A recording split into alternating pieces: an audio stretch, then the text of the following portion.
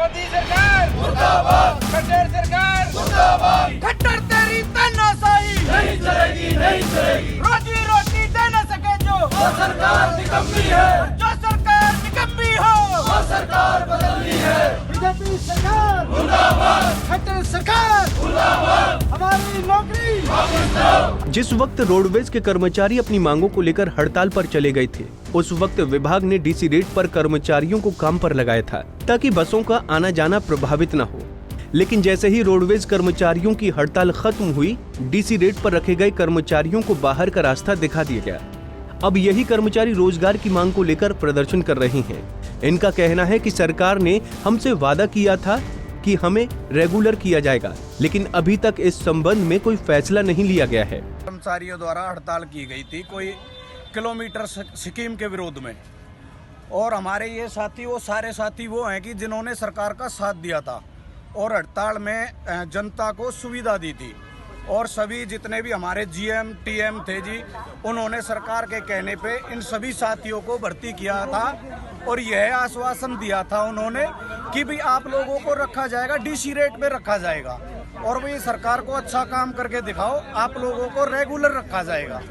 लेकिन जैसे ही हड़ताल खुली, हड़ताल खुलने के बाद में जी सभी साथियों को बाहर का रास्ता दिखा दिया गया और उसी दिन से हमारे सारी साथी ये बेरोजगार बैठे हुए हैं जी अपने घर पे। और चंडीगढ़ में भी हमने एक बार धरना प्रदर्शन किया था, आंदोलन किया था, और सीएम साहब ने जो है कि माना भी था। और विधानसभा में सीएम साहब ने ये बोला था कि भाई आप लोगों को जैसे ही, अभी तो हमारे पास सरप्लस स्टाफ है, लेकिन किलोमीटर स्कीम की बसें जैसे आएंगी तो कंडक्टरों को तो उनमें एडजस्ट कर दिया जाएगा। और जी रणदीप सुरजेवाला ने मुद्दा उठाया था हमारा विधानसभा के अंदर, और पलवल से विधायक थे करण सिंह दलाल जी, उन्होंने हमारा मुद्दा उठाया था और सरकार ने माना भी था कि भाई जैसे ही किलोमीटर स्कीम वाली बसें आ जाएंगी कंडक्टरों को हम उसमें एडजस्ट करा देंगे। और आज भी हमारा एक भी साथी, आज भी हम बिल्कुल बेरोजगार बैठे हुए हैं जी अपने घर पे, और जो है कि कोई भी हमारी सुनवाई नहीं हो रही है। वादा किया था सीएम साहब ने हमारे साथ। आज हम इसलिए इकट्ठे हुए हैं कि खट्टर सरकार ने 2 साल पहले हम लोगों को ये वादा किया था कि आप लोगों को रोडवेज में जो हड़ताल के दौरान आप लोगों ने काम किया है वो बड़ा अच्छा काम किया है और हम आप लोगों को नौकरी देंगे, आप लोगों को ज्वाइन करवा देंगे। उस दौरान साहब 6 मेयरों के इलेक्शन आ गए थे। मेयर के इलेक्शन में हम सबको 21 जिलों से 22 जिलों से लोग हैं, हम तकरीबन 3000 लोग। हम लोगों को सरकार की तरफ से ये झूठा आश्वासन दिया गया, भाई आप सभी मेयर इलेक्शनों में अपने अपने रिश्तेदारियों में वोट दिलाओ, हम आपको ज्वाइन करा देंगे। हमने सर दिलवाई, सभी ने दिलवाई टू जेड। फिर जींद का उपचुनाव आया सर, जींद के उपचुनाव में हमसे ये कहा गया, भाई आप लोग कृष्ण मिड्डा जी को जितवा दो, जिनकी रिश्तेदारी जींद में है। हम सब कम से कम 1500 आदमी जींद में उतारे गए और अपनी रिश्तेदारियों में चाय पानी कराई, सरकार को वोट दिलवाए।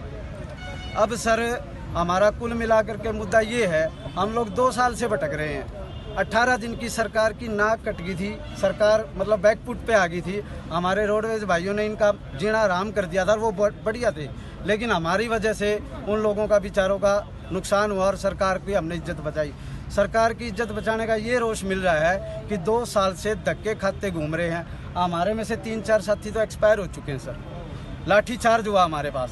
2 नवंबर को हमने पंचकुला विधानसभा घेरने की कोशिश की गई, सिर्फ हमारा मुद्दा कोई विधानसभा घेरने का। बता दें कि अपनी मांगों को लेकर नारेबाजी कर रहे ये लोग वही कर्मचारी हैं जिन्होंने किलोमीटर स्कीम का विरोध करने के दौरान रोडवेज के पक्के कर्मचारियों की जगह बसों को चलाया था।